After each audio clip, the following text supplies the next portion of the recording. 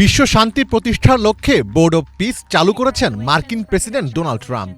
দশকের পর দশক ধরে চলে আসা জাতিসংঘের আমলাতান্ত্রিক জটিলতাকে পাশ কাটাতেই এই নতুন উদ্যোগ নিয়েছেন তিনি। একপাশে কয়েক দশকের পুরনো বৈশ্বিক প্রতিষ্ঠান জাতিসংঘ, অন্য পাশে ট্রাম্পের অ্যাকশন ওরিয়েন্টেড ব্যক্তিগত কূটনীতি। দ্বিতীয় বিশ্বযুদ্ধ পরবর্তী বিশ্ব ব্যবস্থায় বড় ধরনের ফাটল ধরানোর পথে ডোনাল্ড ট্রাম্প।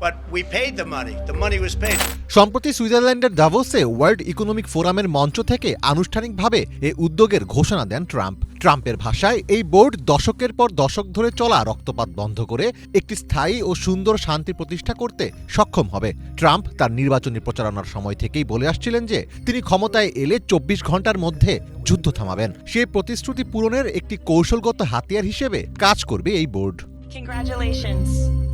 তবে আন্তর্জাতিক মহলে এই বোর্ড নিয়ে দেখা দিয়েছে ব্যাপক প্রশ্ন ও উদ্বেগ। বোর্ডের খসড়া সনদ অনুযায়ী ডোনাল্ড ট্রাম্প আজীবনের জন্য এর চেয়ারম্যান থাকবেন। বোর্ডের সদস্য আহ্বান, নতুন সংস্থা গঠন বা বাতিল এবং নিজের উত্তরসূরি মনোনয়নের ক্ষমতাও থাকবে তার হাতে। নতুন কোনো দেশ স্থায়ী সদস্য হতে চাইলে দিতে হবে $100 কোটি। ফলে বিশেষজ্ঞদের অনেকে মনে করছেন এটি দ্বিতীয় বিশ্বযুদ্ধ পরবর্তী আন্তর্জাতিক ব্যবস্থাকে দুর্বল করে জাতিসংঘের বিকল্প কাঠামো গড়ে তোলার চেষ্টা। বোর্ড অব পিস বা শান্তি বোর্ড মূলত একটি স্বেচ্ছাসেবী সংগঠনের মতো, যেখানে নির্দিষ্ট কিছু দেশকে আমন্ত্রণ জানানো হবে। তবে আশ্চর্যের বিষয় হলো অনেক ইউরোপীয় দেশই এখানে অনুপস্থিত। আবার ভ্লাদিমির পুতিনের মতো ব্যক্তিদের এখানে আমন্ত্রণ জানানো হয়েছে। আপনি যদি একটি শান্তি বোর্ড চান, তবে এমন ব্যক্তিদের সেখানে রাখতে পারেন না যারা নিজেই অভিযুক্ত। একইভাবে এই তালিকায় নেতানিয়াহু রয়েছেন, যার বিরুদ্ধে গ্রেফতারি পরোয়ানা আছে। এই বোর্ডের বড় দুর্বলতা হলো এর কোনো আন্তর্জাতিক আইনি ভিত্তি নেই। এটি মূলত ট্রাম্পের ব্যক্তিগত ক্ষমতার জোরেই প্রতিষ্ঠিত হয়েছে। ফলে অচিরেই জাতিসংঘের বিকল্প হিসেবে এই বোর্ড শক্তিশালী অবস্থানে চলে যাবে, এমনটা ভাবতে নারাজ এই বিশেষজ্ঞ। ট্রাম্পের মনে জাতিসংঘ বা বৈশ্বিক নিয়মনীতির প্রতি কোনো শ্রদ্ধা নেই।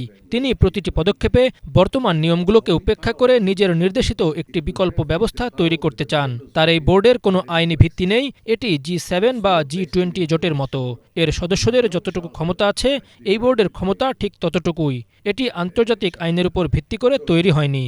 জাতিসংঘের মতো এর কোনো শক্তিশালী সনদ বা চার্টার নেই। এটি কেবল একটি উদ্ভাবন, যা কোনো আলোচনা ছাড়াই শুধু যুক্তরাষ্ট্রের ইচ্ছাই তৈরি হয়েছে। বোর্ড অব পিস ধারণাটি মূলত দ্বিতীয় মেয়াদে ক্ষমতা গ্রহণের পর ট্রাম্পের পররাষ্ট্রনীতির একটি উচ্চাভিলাষী প্রজেক্ট হিসেবে সামনে এসেছে। ট্রাম্প এই বোর্ডে কোনো পেশাদার আমলা বা দীর্ঘদিনের কূটনীতিবিদদের চেয়ে তার প্রতি অনুগত দক্ষ ব্যক্তিদের প্রাধান্য দিয়েছেন। ট্রাম্প নিজেই এর প্রধান নিয়ন্ত্রক এবং তার অত্যন্ত ঘনিষ্ঠ ও বিশ্বস্ত সহযোগীরা এটি পরিচালনা করছেন।